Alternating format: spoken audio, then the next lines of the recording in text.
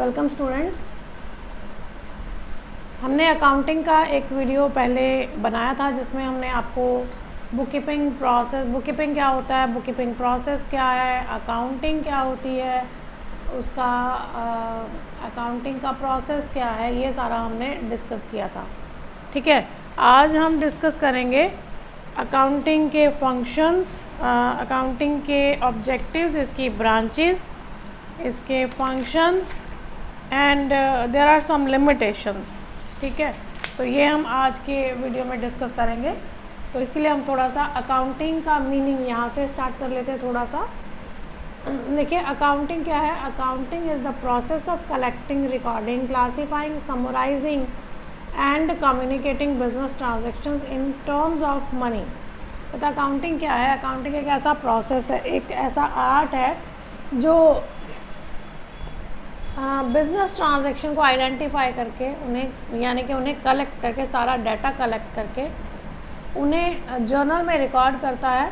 ठीक है, फिर उन्हें क्लासीफाई करता है, यानी हर एक आइटम को अलग अलग करता है, उसके अकाउंट्स बनाता है हर आइटम के। फिर उन्हें उनकी समराइजिंग, यानी उनके बैलेंसेस निकालता है। फिर एंड कम्युनिकेटिंग, उसके बाद वो कम्युनिकेट करता है जिन लोगों को इस इंफॉर्मेशन की, अकाउंटिंग इन्फॉर्मेशन की ज़रूरत है, उन लोगों को। But all these transactions are always in terms of money. ये सारी ट्रांजेक्शन्स हमेशा मनी टर्म में ही कंसिडर की जाती हैं। ठीक है, तो हमारे पास बेसिकली अकाउंटिंग के दो फीचर्स आते हैं। Accounting is an art as well as science. जो अकाउंटिंग है वो एक कला है और एक विज्ञान है। कला कैसे है? देखो, हम टीचर्स आपको पढ़ाते हैं, अभी तक आप पहले स्कूल्स में पढ़े होंगे। ठीक है, फिर आप कॉलेज में आए, स्कूल्स में भी आपको हर क्लास में अलग अलग टीचर ने पढ़ाया और हर सब्जेक्ट का अलग टीचर होता है। हर टीचर के पढ़ाने का अपना एक अलग तरीका होता है।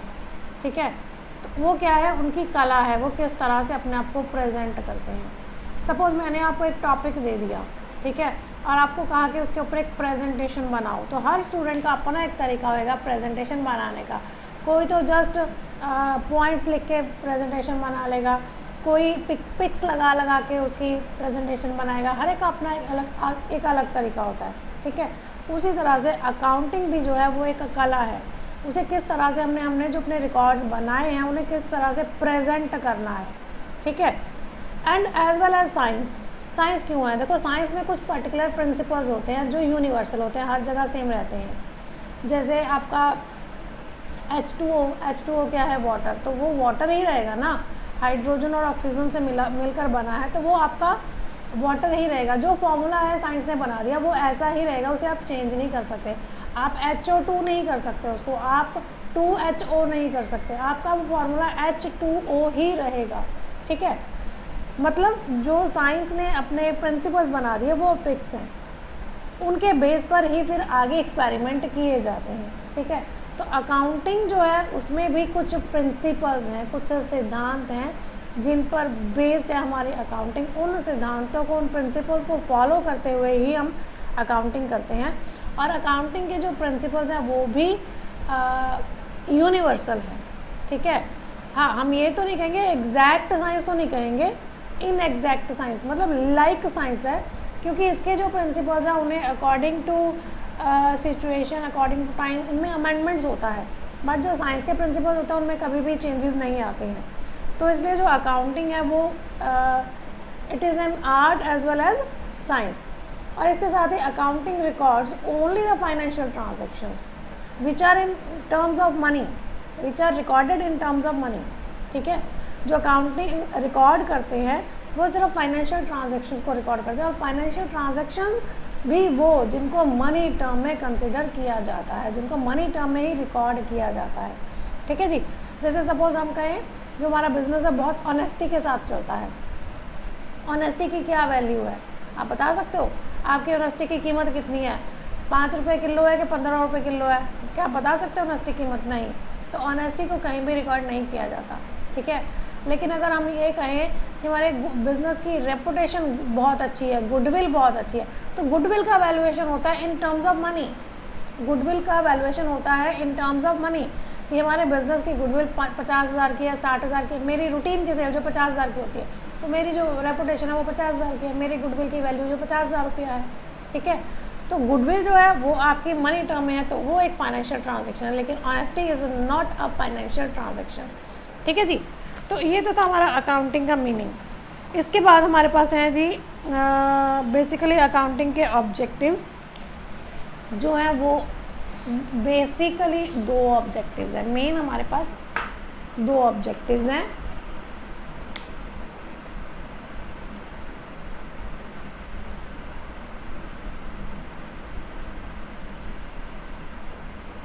ऑब्जेक्टिव्स, आपका फर्स्ट ऑब्जेक्टिव क्या है? टू नो द प्रॉफिट और loss of the business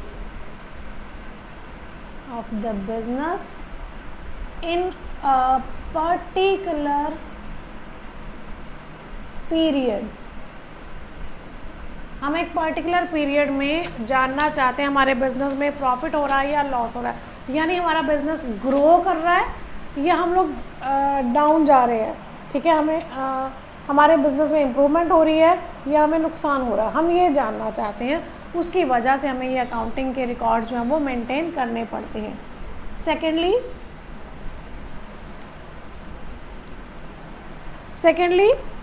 to know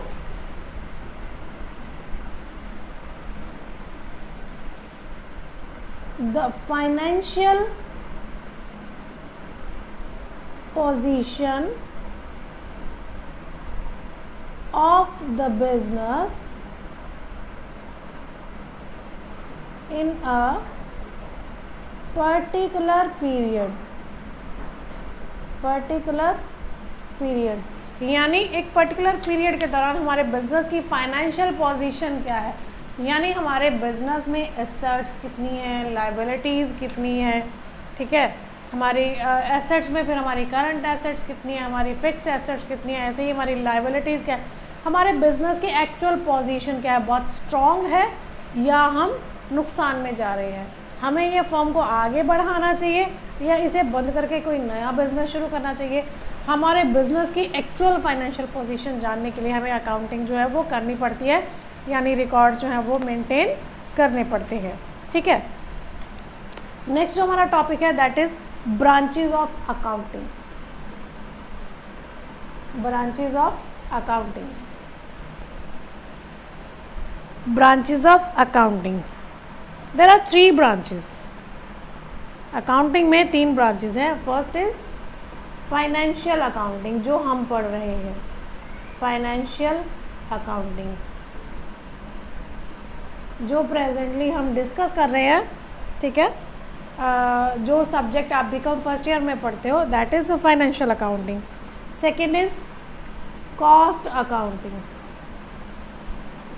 cost accounting ये भी आप बीकॉम के दौरान स्टडी करोगे। आप किसी यूनिवर्सिटी में ये 3rd ईयर में होता है, किसी में 2nd ईयर में होता है, तो हर यूनिवर्सिटी के अकॉर्डिंग अलग अलग होता है, लेकिन ये स्टडी ज़रूर किया जाता है। Third one is management accounting. Management accounting ये बहुत ही नया कॉन्सेप्ट है मैनेजमेंट अकाउंटिंग का, ठीक है। तो ये 3 सब्जेक्ट्स हैं, ये 3 ब्रांचेस हैं हमारी अकाउंटिंग की। फर्स्ट जो हमारी ब्रांच है दैट इज़ फाइनेंशियल अकाउंटिंग।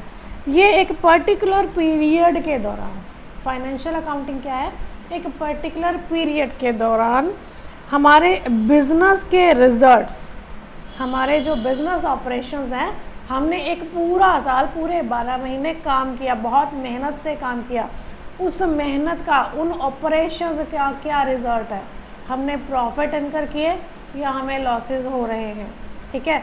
ये हमें कहाँ से पता चलता है, हमारी फाइनेंशियल अकाउंटिंग से, ठीक है जी। दूसरा हमारा क्या है, कॉस्ट अकाउंटिंग। कॉस्ट अकाउंटिंग क्या है, हम प्रोडक्ट मैन्युफैक्चर करते हैं या परचेज़ करते हैं, गुड्स जो हैं या गुड्स और सर्विसेज जो हम प्रोवाइड करते हैं, ठीक है। उन गुड्स और सर्विसेज की कॉस्ट क्या है, ठीक है, उन गुड्स और सर्विसेज की कॉस्ट क्या है। जैसे कि सपोज़ हम मैन्युफैक्चर करते हैं, हम कोई प्रोडक्ट मैन्युफैक्चर करते हैं, तो उस प्रोडक्ट को मैन्युफैक्चर करने के लिए हमें रॉ मटेरियल चाहिए होता है, हमें मशीनें चाहिए होती हैं, हमें लेबर चाहिए होती है, हमें एक जगह चाहिए होती है, ठीक है। इसके लिए हमें पावर की ज़रूरत होती है, काफ़ी सारी चीज़ों की ज़रूरत होती है। तो इन सब के ऊपर हमारा खर्चा होता है, बिजली का बिल आता है, हमें बिल्डिंग का रेंट पे करना पड़ता है, मशीनरी के ऊपर डेप्रिसिएशन होता है, लेबर को वेजेस पे करनी पड़ती हैं, ठीक है। तो इस तरह से बहुत सारे खर्चे होते हैं। रॉ मटेरियल हमने परचेज़ किया, उसके ऊपर भी हमारा खर्चा आया, ठीक है। तो ये सारी चीज़ों को इकट्ठा करके हम अब क्या करते हैं, अपने जो गुड्स या सर्विसेज हम प्रोवाइड कर रहे हैं उसकी कॉस्ट कैलकुलेट करते हैं, ठीक है। तो इसे क्या कहा जाता है, कॉस्ट अकाउंटिंग, जहाँ पे हम बिजनेस में कॉस्ट कैलकुलेट करने में हमें हेल्प मिलती है जिस ब्रांच से, वो हमारी है कॉस्ट अकाउंटिंग। इसमें सिर्फ हम कॉस्ट फाइंड आउट ही नहीं करते, डिटर्मिन ही नहीं करते हैं, बल्कि कॉस्ट को कंट्रोल करने के तरीक़ों में भी हमें हेल्प मिलती है। यानी कि हम किस तरह से अपनी कॉस्ट को कंट्रोल कर सकते हैं, किस तरह से हम अपने लॉसेस को, वेस्टेज को अवॉइड कर सकते हैं। ये भी सारे प्रोसीजर जो है हमें कॉस्ट अकाउंटिंग में सीखने को मिलते हैं। Third branch is management accounting. Management accounting जो है ये एक बहुत ही नया कॉन्सेप्ट है। इसका मेन ऑब्जेक्टिव सिर्फ और सिर्फ ये होता है कि जो रेलेवेंट इंफॉर्मेशन है एट अप्रोप्रिएट टाइम, जब मैनेजमेंट को जिस इंफॉर्मेशन की ज़रूरत है, किस लिए, डिसीज़न मेकिंग के लिए, किसी एफर्ट्स को कंट्रोल करने के लिए, किसी इफ़ेक्ट को कंट्रोल करने के लिए, किसी पॉलिसी के ऊपर कंट्रोल करने के लिए, कोई नई पॉलिसी बनाने के लिए, नए प्रोडक्ट्स की या नए यूनिट्स की या नए बिजनेस की प्लानिंग में जो हमें हेल्प करते हैं, ठीक है, वो सारी इन्फॉर्मेशन जो है वो सप्लाई की जाती है मैनेजमेंट अकाउंटिंग में। मैनेजमेंट अकाउंटिंग में कैसे, जैसे कि सपोज़ हमें नया यूनिट स्टार्ट करना है, तो वहाँ पे हमें फंड्स चाहिए होंगे, उस नए यूनिट पे इन्वेस्ट करने के लिए भी पैसा चाहिए होगा। तो उसका सोर्स क्या होगा, ठीक है, सोर्स कौन कौन से होंगे, पैसा कहाँ से आएगा, कैपिटल आएगी, लोन्स आएंगे, डिबेंचर्स इशू करेंगे, कहाँ से हमारे पास पैसा आएगा, हमने कोई एसेट सेल कर दी है, ठीक है, वो पैसा कहाँ से आ रहा है, सोर्स क्या है, हमारे पास सोर्स आ गया, फिर उसका एप्लीकेशन क्या होगा, यानी हम उन्हें इस्तेमाल कहाँ कहाँ करेंगे और कैसे कैसे करेंगे। ये सारी चीज़ें हमें सीखने को मिलती हैं हमारी मैनेजमेंट अकाउंटिंग में। तो ये थी हमारी 3 branches of accounting. There are 3 branches of accounting. First is financial accounting related with business financial position within a particular period. Cost accounting to determine and control the cost of goods and services rendered by the business. And last is management accounting, appropriate to provide relevant appropriate information to the management for the decision making and further planning for the business. ठीक है जी। तो next हमारा जो topic है that is functions of accounting. Functions of accounting हमारा first जो accounting का function है जो अकाउंटिंग परफॉर्म करती है दैट इज टू कीप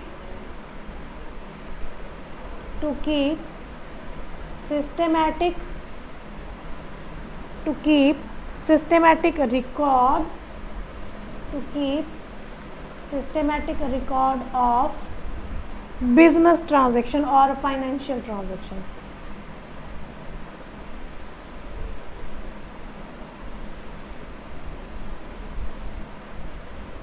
ठीक है, मतलब क्या हुआ कि हमारा जो हमारा अकाउंटिंग प्रोसेस है ये इसमें हम जो अपने रिकॉर्ड्स मेंटेन करते हैं वो एक सिस्टम के साथ करते हैं। एक प्रॉपर हमारा प्रोसेस बना होता है जिसमें सबसे पहले हम बिजनेस ट्रांजैक्शन को आइडेंटिफाई करते हैं, फिर उसे जर्नलाइज करते हैं, फिर लेज़र बनाते हैं, बैलेंस करते हैं, ट्रायल बैलेंस बनता है, उसके बाद फाइनल अकाउंट्स बनते हैं। यानी जो भी डे टू डे आपकी ट्रांजैक्शंस होती हैं उनको प्रॉपरली पर्टिकुलरली प्रेस्क्राइब्ड बुक्स में रिकॉर्ड किया जाता है विद देयर एविडेंस। ठीक है जी।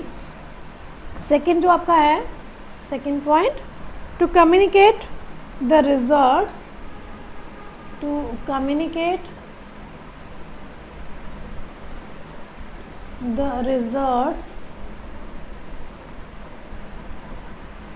to different interested parties पहले तो हम बात करते हैं ये इंटरेस्टेड पार्टीज़ कौन सी हैं। कौन है जो बिज़नेस के बारे में इंफॉर्मेशन जानना चाहता है? सबसे पहले तो बिज़नेस का ओनर बिज़नेस की इंफॉर्मेशन जानना चाहता है कि मेरे बिज़नेस में क्या चल रहा है, प्रॉफिट हो रहा है, लॉस हो रहा है, कहीं मेरे साथ कोई धोखाधड़ी तो नहीं हो रही, फ्रॉड तो नहीं हो रहा, वगैरह वगैरह। ठीक है। दूसरा हमारी मैनेजमेंट, जिसे डिसीज़न लेने होते हैं, फर्दर प्लानिंग्स करनी होती हैं, बिज़नेस के लिए फोरकास्टिंग करना होता है। ठीक है। कॉस्ट को कंट्रोल करना होता है, जो ऑर्गेनाइजेशन में पॉलिसीज़ बनाई हैं उनको प्रॉपरली इम्प्लीमेंट करना होता है, तो उसके लिए उनको इन्फॉर्मेशन की ज़रूरत होती है। फिर हमारे आ जाते हैं जी एम्प्लॉयज़ को टाइमली सैलरी, वेजेस, उनका बोनस चाहिए, तो वो भी हमारे बिज़नेस की पोजीशन जानना चाहते हैं, हमारे बिज़नेस में प्रॉफिट है या लॉस है। ठीक है। फिर हमारे पास आ जाते हैं जी क्रेडिटर्स, जिनसे हमने माल ख़रीदा है, जिनको हमने पैसे देने हैं, जो हमारे लेनदार हैं, वो भी जानना चाहेंगे कि हम उनको पैसे देंगे कि नहीं देंगे, हमारा बिज़नेस कितना स्ट्रॉन्ग है, हमारे प्रॉफिट्स कितने ज़्यादा हैं। ठीक है। इसके बाद आ जाते हैं आपके गवर्नमेंट टैक्स अथॉरिटीज़, जो आपके ऊपर टैक्स इम्पोज करते हैं, गवर्नमेंट जिन्होंने आपके लिए कुछ रूल्स एंड रेगुलेशंस बनाए हैं, आप उनको फॉलो कर रहे हो या नहीं कर रहे हो, ये जानना चाहते हैं। ठीक है। इसके अलावा कस्टमर्स, बैंकर्स, जैसे सपोज़ आपने बैंक से लोन लेना है, तो बैंक आपको ऐसे लोन नहीं देगा, वो कहेगा आपके पहले अपने जो अकाउंट्स हैं वो आप मुझे दिखाइए, अकाउंट बुक दिखाइए, उस पर भरोसा करूँगा तभी आपको जो मैं लोन जो है वो सैंक्शन करूँगा। तो इस तरह से जो डिफरेंट इंटरेस्टेड पार्टीज़ हैं उनको अकाउंटिंग इन्फॉर्मेशन प्रोवाइड करने के लिए हमें अकाउंटिंग करना पड़ता है, रिकॉर्ड्स मेंटेन करने पड़ते हैं। ठीक है जी। नेक्स्ट है जी to meet legal requirements, to meet legal requirements. अब लीगल रिक्वायरमेंट्स हमारी क्या हैं?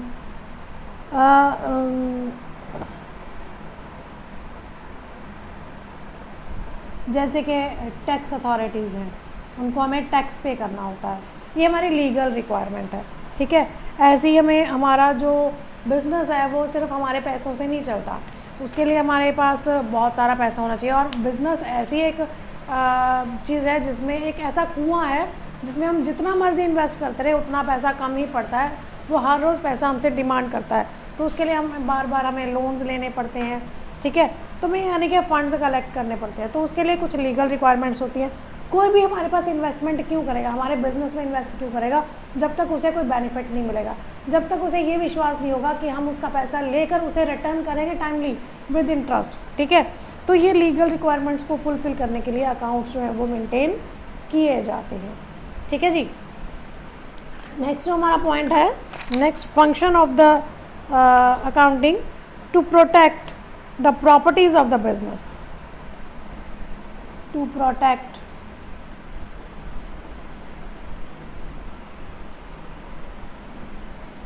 Properties of the business. Properties means assets, assets of the business. अब बिजनेस में एसेट्स हैं, एसेट को हम कभी खरीदते हैं कभी बेचते हैं। ठीक है। एसेट को इस्तेमाल भी करते हैं, उसके ऊपर डेप्रिसिएशन होता है। हमने एसेट खरीदा 5 लाख का, ठीक है, उसे खरीदे हुए 10 साल हो गए, क्या अभी तक उसकी कीमत 5 लाख ही है? उसमें कुछ ना कुछ तो रिडक्शन हुआ होगा, डेप्रिसिएशन हुआ होगा ना। ठीक है। तो इस तरह से एसेट की वैल्यू कम होती है। अगर हमने प्रॉपर अकाउंटिंग रिकॉर्ड्स मेंटेन किए हुए हैं तो हम एग्जैक्ट इन्फॉर्मेशन हासिल कर सकते हैं कि हमारे पास प्रेजेंटली कितनी प्रॉपर्टी मौजूद है, कितनी वैल्यू की एसेट्स अवेलेबल है। ठीक है। तो उनका एक प्रोटेक्शन हो जाता है एसेट्स का, बिजनेस की एसेट्स का, अगर हमारे अकाउंटिंग रिकॉर्ड्स हम मेंटेन करते हैं। तुम्हारे अकाउंटिंग के फंक्शन क्या है? पहला फंक्शन तो यही है कि उन्होंने एक सिस्टमेटिक वे में फाइनेंशियल ट्रांजैक्शंस को रिकॉर्ड करना होता है। दूसरा फंक्शन ये है कि जितनी भी इंटरेस्टेड पार्टीज़ हैं, डिफरेंट पार्टीज़ हैं, उन सबको बिज़नेस के जो भी रिजल्ट्स हैं वो कम्युनिकेट करने होते हैं। तीसरा उनका फंक्शन ये है कि जो लीगल रिक्वायरमेंट्स हैं उनकी, जिसके लिए अकाउंट्स की ज़रूरत पड़ती है, उन्हें फुलफ़िल करना होता है। एंड द लास्ट इज़ उन्हें बिज़नेस की प्रॉपर्टीज़ को, बिज़नेस के एसेट्स को भी प्रोटेक्ट करना होता है with the help of accounting. ठीक है जी। These are the functions of accounting.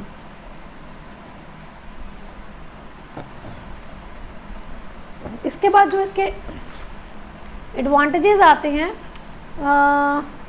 Almost same ही आ जाते हैं। मैं आपको एक बार बोल के बता देती हूँ पहला जो है कि जो हमारा अकाउंटिंग है ये हमें complete and scientific records provide करता है, यानी चलिए इसको इनको डिस्कस ही कर लेते हैं हम लोग।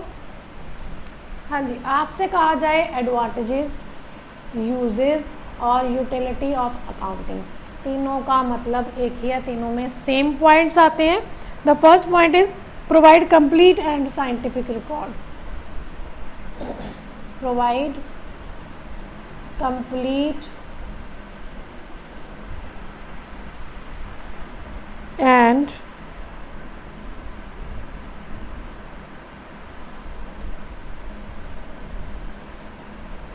Scientific record,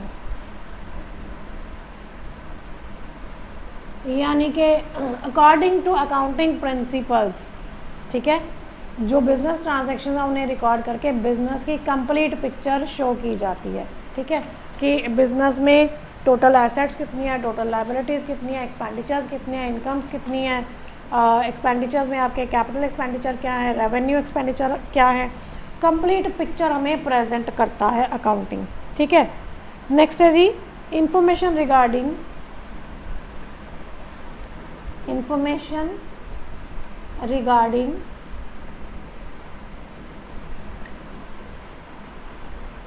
performance and position,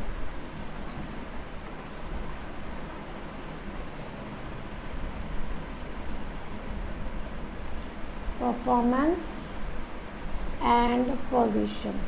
performance means profits और लॉसेस, पोजीशन मीन्स बिजनेस की फाइनेंशियल पोजीशन, एसेट्स और लायबिलिटीज़ का पोजीशन, ठीक है, इसकी हमें इंफॉर्मेशन प्रोवाइड करता है हमारा अकाउंटिंग, ठीक है जी।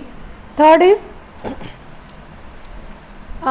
enable comparison of cost, expenses, sales, enable या आप ऐसे कर सकते हो easy comparison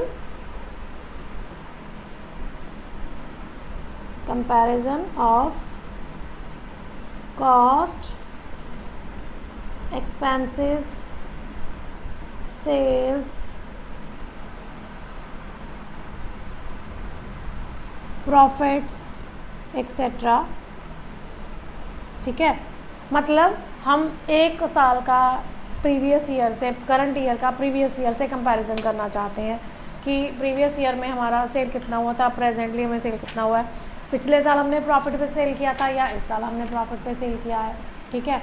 इसी तरह से हम एक यूनिट का दूसरे यूनिट के साथ कंपैरिजन करना चाहते हैं कि हमारे जो हमारे पास 3 यूनिट है ए बी सी, जो बी यूनिट में हमारा जो एक्सपेंसेस हैं वो ए यूनिट के कंपैरिजन में कितने ज़्यादा हैं, अगर ज़्यादा है तो क्यों ज़्यादा है, कहाँ पे हमने उनमें कंट्रोल नहीं किया है, ठीक है। तो इनका कंपैरिजन करना आसान हो जाता है अकाउंटिंग की वजह से, ठीक है। Next is helps in complying with legal formalities, ये मैं आपको बता चुकी हूँ। हेल्प्स इन कंप्लाइंग यानी fulfil, complying means fulfil, helps to fulfil legal formalities, legal formalities.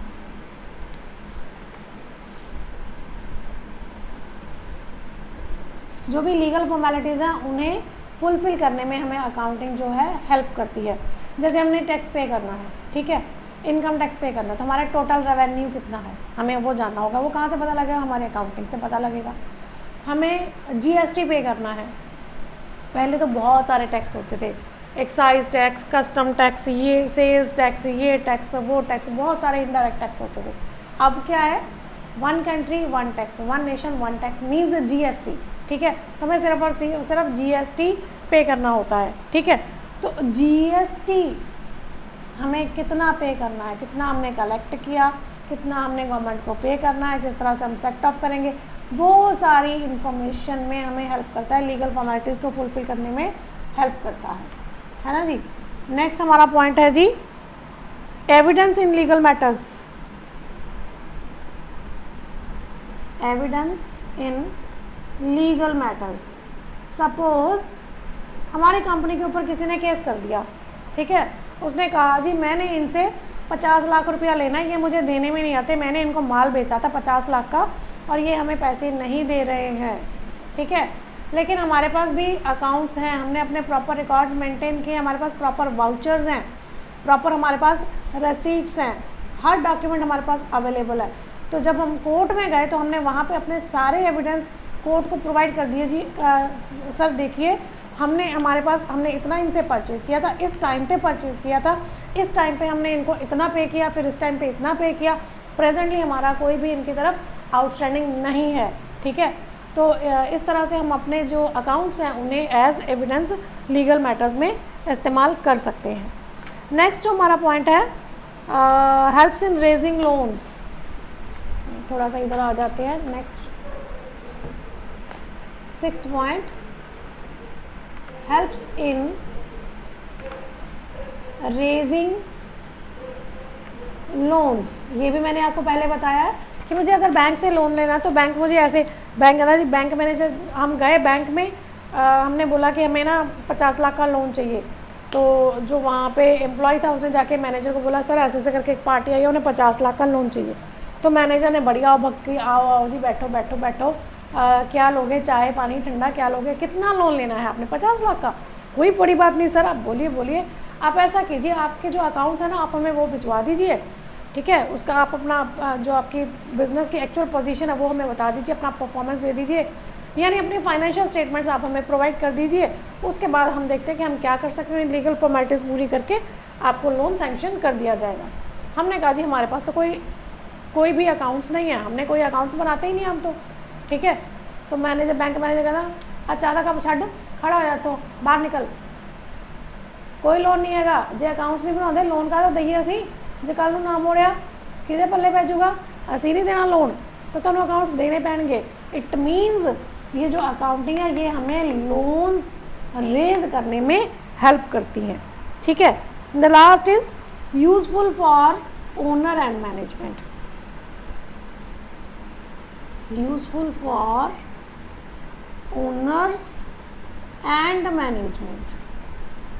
देखिए आजकल जो कंपनीज है, हमारी कंपनीज में ना जो ओनर्स है, ओनर्स कौन है, शेयर होल्डर्स है, ठीक है। सपोज रिलायंस कंपनी है, ठीक है, बनाई किसने, अंबानी ने, यानी इसका ओनर तो वो है, लेकिन वो अकेला ओनर नहीं है, मेरे पास रिलायंस के शेयर्स हैं, I am also the member of the Reliance, मैं भी रिलायंस की मेंबर हूँ, मैं भी ओनर हूँ, ठीक है।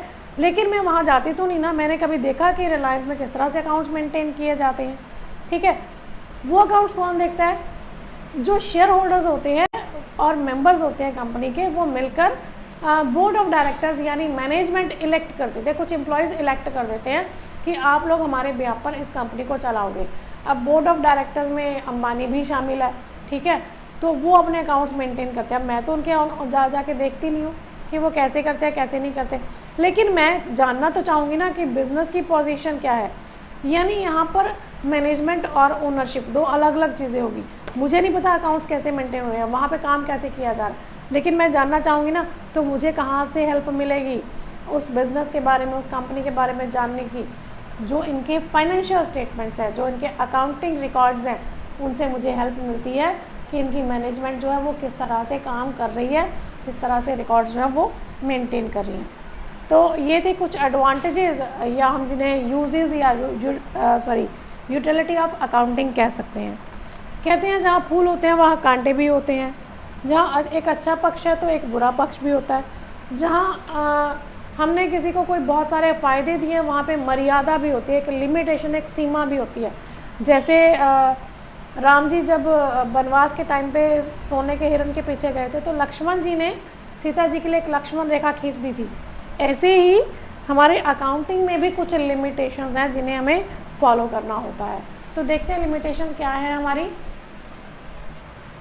हाँ जी, लिमिटेशंस ऑफ फाइनेंशियल अकाउंटिंग। तो first is financial accounting permits alternative treatments. देखिए जो हमारी फाइनेंशियल अकाउंटिंग है, नो डाउट ये एक पर्टिकुलर प्रिंसिपल्स पर बेस्ड है जिन्हें कहा जाता है गैप, GAAP। इसका मतलब क्या है, जनरली एक्सेप्टेड अकाउंटिंग प्रिंसिपल्स, यानी हमारे अकाउंटिंग के कुछ ऐसे प्रिंसिपल्स दिए गए हैं जो जनरली हर बिजनेस में एक्सेप्टेबल है, ठीक है, और सभी बिजनेस उसी के ऊपर बेस्ड हैं, और उन्हीं के हिसाब से अपने अकाउंटिंग रिकॉर्ड्स जो है वो मेंटेन करते हैं। लेकिन इसमें क्या है, कई बार कई चीज़ों के लिए बहुत सारे अल्टरनेट्स हैं। जैसे कि आपको पता है कि डेप्रिसिएशन को फाइंड आउट करने के लिए हमारे पास कई मेथड्स हैं। आप स्ट्रेट लाइन मेथड लगा सकते हो, डिमिनिशिंग बैलेंस मेथड लगा सकते हो, मशीन आवर रेट लगा सकते हो, आप सिंकिंग फंड मेथड लगा सकते हो। कई तरीके के आपके जो मेथड्स हैं वो दिए गए हैं।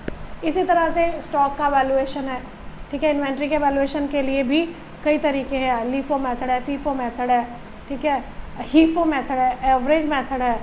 तो हर मेथड के अकॉर्डिंग अगर हम कैलकुलेशन करते हैं, सपोज़ हमारे एक यूनिट में लीफो मेथड इस्तेमाल होता है और दूसरे यूनिट में फीफो मेथड इस्तेमाल होता है, तो दोनों के रिजल्ट्स में बेसिकली डिफरेंस आ जाएंगे। तो अगर हम उनका कंपैरिजन करना चाहें तो हम नहीं कर सकते हैं, ठीक है। तो ये सबसे पहला हमारा लिमिटेशन है कि बहुत सारे ऑल्टरनेट्स होने की वजह से हम सभी का आपस में कंपैरिजन प्रॉपर वे से नहीं कर पाते हैं, ठीक है। सेकंड है ये जो FA है वो मैंने यूज़ किया फाइनेंशियल अकाउंटिंग के लिए, पूरा नहीं लिखा मैंने। Financial accounting influenced by personal judgements, तो इसमें कुछ पर्सनल जजमेंट्स भी होती हैं, जैसे कि फॉर एग्ज़ाम्पल जो हमारी डेप्रिसिएशन है एसेट के ऊपर हम चार्ज करते हैं, वो हम उसकी लाइफ के अकॉर्डिंग, अगर हम स्ट्रेट लाइन की बात करें तो हम ये देखते हैं कि हमारी जो एसेट है उसकी लाइफ कितनी है। सपोज़ मैंने एक मशीनरी परचेज़ की, मशीनरी जो मैंने परचेज़ की उसकी कीमत है 50 लाख रुपए, ठीक है। और उसकी जो मैंने लाइफ अज्यूम कर ली, उस एसेट की लाइफ अज्यूम कर ली 10 साल की, ठीक है। 50 लाख रुपए उसकी वैल्यू है, मैंने उसकी लाइफ अज्यूम कर ली 10 साल की, तो उसके अकॉर्डिंग हर साल उसका डेप्रिसिएशन कितना लगना चाहिए, 5 लाख रुपए का, 5 लाख रुपए का डेप्रिसिएशन लगना चाहिए। मैंने तो उसकी लाइफ अज्यूम की 10 साल की। सेम मशीनरी एक दूसरा बिजनेस भी इस्तेमाल कर रहा है, ठीक है, उन्होंने उसकी लाइफ अज्यूम की 20 साल की, उसके अकॉर्डिंग उनका डेप्रिसिएशन कितना बनेगा, हर साल का 2.5 लाख का बनेगा।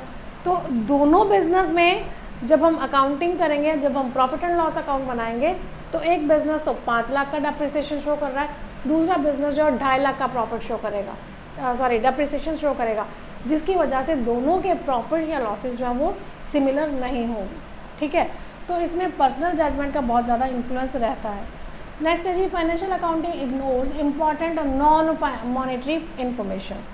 देखिए बिजनेस हमारा जो है वो सिर्फ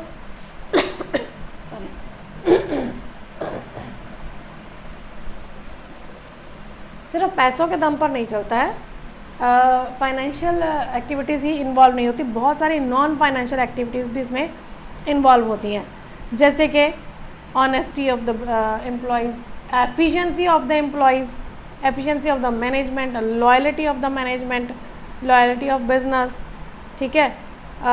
टेक्निकल इनोवेशंस इन बिजनेस, बहुत सारी बिजनेस में टेक्निकल इनोवेशंस होती हैं, जैसे कि जो हमारी फर्म जो मशीन इस्तेमाल कर रही है प्रोडक्शन के लिए, वो कई साल पुरानी है, तो वो पुराने तरीके की है, तो बहुत स्लोली काम करती है, मतलब हम एक दिन में मैक्सिमम 10 यूनिट प्रोड्यूस करते हैं। लेकिन हमारे ऑपोजिशन में जो कॉम्पिटिटर्स हैं उनके पास भी एक मशीन है, लेकिन उनके पास लेटेस्ट मशीन है, तो जहाँ पर हम एक दिन में 10 यूनिट बनाते हैं वो एक दिन में 20 यूनिट बना लेते हैं, ठीक है। तो ये जो टेक्निकल इनोवेशन है उसकी वजह से भी ये भी एक नॉन मॉनेटरी इफ़ेक्ट है, जिसका हमारे प्रॉफिट और लॉसेस के ऊपर इफ़ेक्ट जाता है, ठीक है। इस तरह के जैसे हमारी मनी वैल्यू में चेंजेस आती हैं, ठीक है। आप देखते हो कि डॉलर की वैल्यू डे बाय डे बढ़ती जा रही है और रुपए की कीमत जो है डे बाय डे घटती जा रही है, जिसकी वजह से भी हमारे बिजनेस की जो स्टेटमेंट्स हैं, फाइनेंशियल स्टेटमेंट्स हैं, उनके ऊपर इफ़ेक्ट पड़ता है, ठीक है। तो ये कुछ नॉन मॉनेटरी इन्फॉर्मेशन हैं जो बहुत बिजनेस के लिए इंपॉर्टेंट होती है, जिन्हें रिकॉर्ड करना चाहिए। अगर हमारे एम्प्लॉयज़ लॉयल ना हो, ठीक है, तो हमारा बिजनेस सक्सेस नहीं हो सकता, हमें प्रॉफिट्स नहीं हो सकते, ठीक है। इसी तरह से अगर एफिशिएंसी के साथ काम ना हो तो हम लोग क्या है, जो हमारे कॉस्ट है उसे प्रॉपरली कंट्रोल नहीं कर पाएंगे, हमें हमारे जो रिसोर्सेज अवेलेबल है उन्हें प्रॉपरली इस्तेमाल नहीं कर पाएंगे, वेस्टेज ज़्यादा होगा जिससे हमारे प्रॉफिट्स के ऊपर इफेक्ट जाएगा, ठीक है। तो ये जो नॉन मॉनेटरी इन्फॉर्मेशन है इसे भी फाइनेंशियल अकाउंटिंग में इग्नोर किया जाता है। नेक्स्ट है जी, financial accounting does not provide timely information.